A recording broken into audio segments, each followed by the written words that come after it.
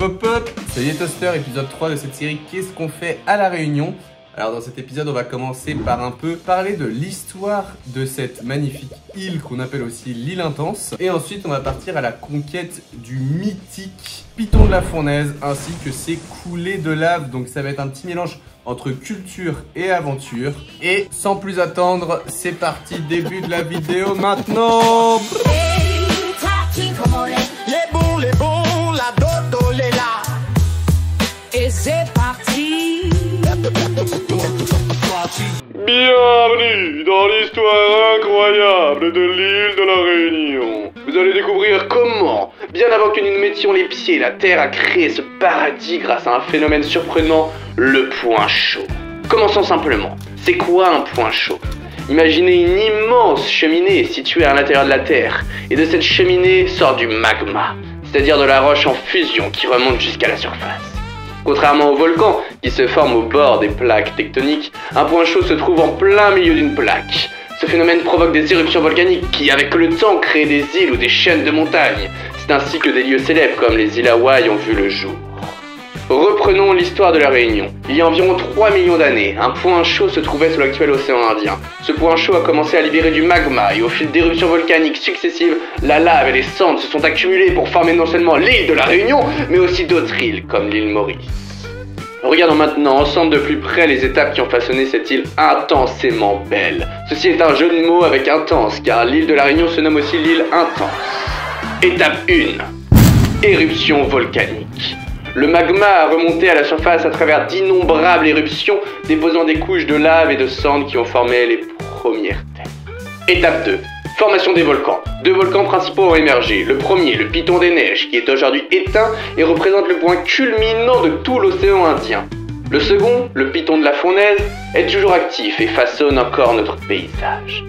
Étape 3. Érosion et moulage.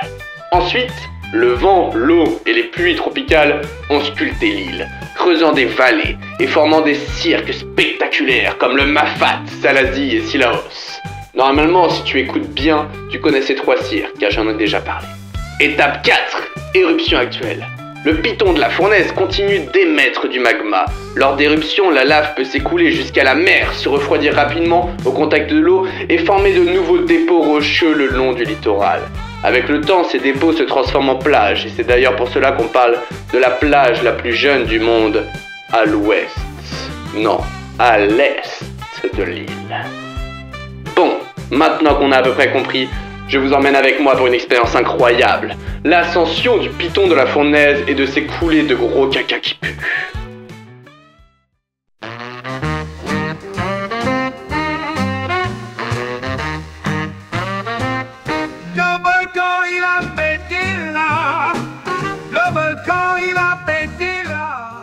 Direction le Piton de la Fournaise. Là, réveil 3h30 du mat, ça pique. L'objectif du coup c'est d'avoir le meilleur point de vue, meilleure qualité de ciel, meilleures conditions, meilleure fraîcheur.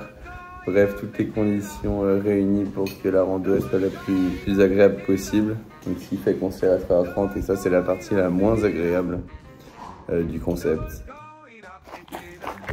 Bon les gars, petit détail qu'on a omis, c'est que on part tôt le matin et du coup tôt le matin en altitude il fait froid et là il fait actuellement 14 degrés donc le short t-shirt se fait ressentir, mais bon normalement si on marche ça va nous réchauffer et on est parti pour 3 heures aller 3 heures retour si tout se passe bien. En tout cas les couleurs sont magnifiques, là il est 5h22, le petit lever de soleil, en vrai ça vaut le coup de partir très tôt pour voir ça.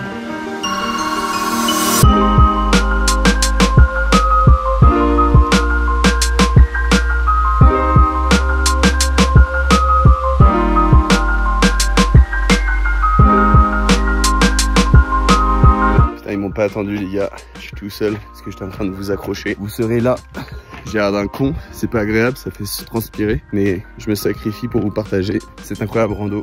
Bon je vous accroche et on se retrouve en train de marcher. Oh, c'est stylé le petit trou là, le petit creux.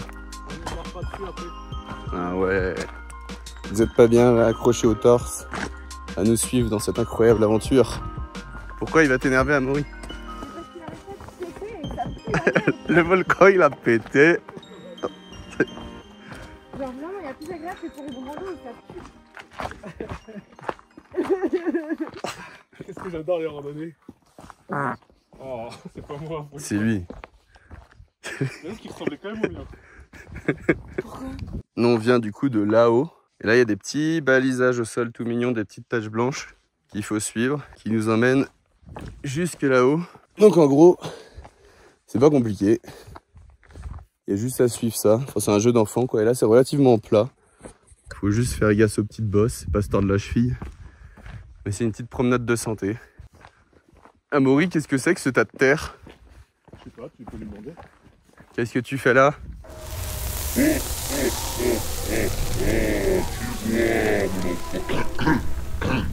a ça dans la gorge. Alors en fait, le piquant, il a le code principal, le Dolomieux, comme vous voyez là. Et des fois, ça sort sur les côtés. Et c'est les codes attentifs. Et c'est tout, ça sort par plusieurs trous, c'est tout quoi. Ouais, c'est plus impressionnant de l'extérieur que de l'intérieur. Là, on se croirait juste sur un chantier. Ça, les gars, c'est de la lave cordée. Ça se dit aussi paoé. Et ouais. Ça, c'est de l'info. N'empêche, c'est stylé, tu te dis. Il y a des petits arbres, ils poussent dans une fente de lave séchée. C'est quand même incroyable, non? Bah, en vrai de vrai, ouais. Nous arrivons au pied du piton. Bon, pendant qu'on finit de grimper ce volcan, parlons en moins d'1 minute du piton de la fournaise et de ses coulées de lave. Commençons par ses éruptions. Un volcan a deux types d'éruptions, effusive et éruptive. Pour faire simple, éruptive c'est quand ça pète et effusive c'est quand ça coule calmement. Avec le piton de la fournaise, c'est les effusives les plus courantes. Et l'avantage de celle-ci, c'est que c'est lent et que ça crée des coulées de lave. La vitesse de déplacement, elle avoisine souvent les quelques mètres par heure. Et en parlant de coulées de lave, il faut savoir que certaines peuvent créer des tunnels de lave. Et d'ailleurs, c'est là où nous sommes actuellement. Mais comment ça marche? Eh bien, lorsque la lave s'écoule, elle commence à se solidifier en surface, mais elle reste encore liquide en dessous. Donc la lave continue alors à circuler sous cette couche solide qui s'est formée à l'extérieur, formant donc un tunnel de lave. Et au fil du temps, la lave peut finir par se vider, laissant derrière elle des conduits vides qui se nomment donc, encore une fois, tunnel de lave. Il y a plein de choses à apprendre sur tunnel, mais je vais couper court pour préserver mon watch time. Et on repart dans le présent, et on s'abonne aussi d'ailleurs, sinon je continue de vous parler de ce tunnel pendant 10 minutes. Je vous laisse 5 secondes. Tu vois, c'est quand même un lieu qui est quasi unique au monde. Merci. Ça commence à grimper un peu là.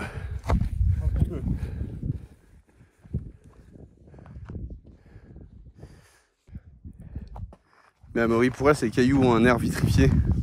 Parce qu'ils sont faits d'un poste de silice. À base de silice. À ne pas confondre avec la syphilis. Bref, ça me fait à base de silice. Et donc, c'est pas au niveau du refroidissement par hasard. Si, ça refroidit d'un coup. Et C'est donc... le même composé que le verre. C'est pour ça que ça fait un air vitrifié. Ah, donc c'est un peu le même procédé que le verre, quoi. Ça chauffe, ça refroidit et ça donne un air vitrifié. Ouais. Dis donc, Amaury, tu en sais des choses. Si vous voulez essayer de préserver le sol un maximum, vous voyez ces petits bouts jaunes là? C'est des bouts de crampons et des bouts de chaussures. Du coup, il faut essayer au maximum de prendre des semelles noires Que de la merde. quand vous faites vos randos.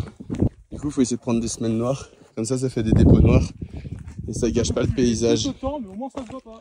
Exactement, ça se voit beaucoup moins. Comme ça, il n'y a pas des vieux trucs roses et jaunes là au milieu du paysage. On voit le pic. Là. Il reste 5 minutes. On vient d'arriver. On a mis combien de temps du coup? 2h01. Résultat des courses, Piton de la Fournaise c'est accessible les gars. Hein. Largement accessible. Faut juste faire un peu attention à pas se péter la gueule. Oui, en fait, c'est Sinon c'est facile. Non, c'est plus casse-gueule qu'autre chose. C'est plus casse-gueule que difficile. Faut juste regarder ses pieds. Est-ce que c'est pas sympa ici pour prendre un petit déjeuner là? Petit déjeuner de prince. Avec cette petite vue là, vas-y monte la vue un peu. Pas mal. Ce matin là du coup c'est pâté piment. Je sais pas si c'est céleri, mousse de four.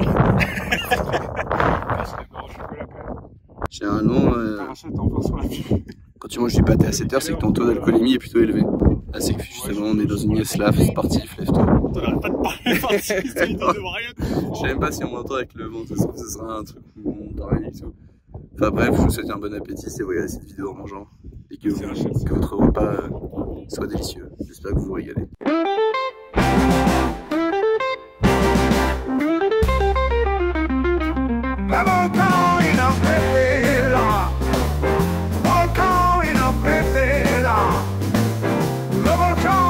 Pepe.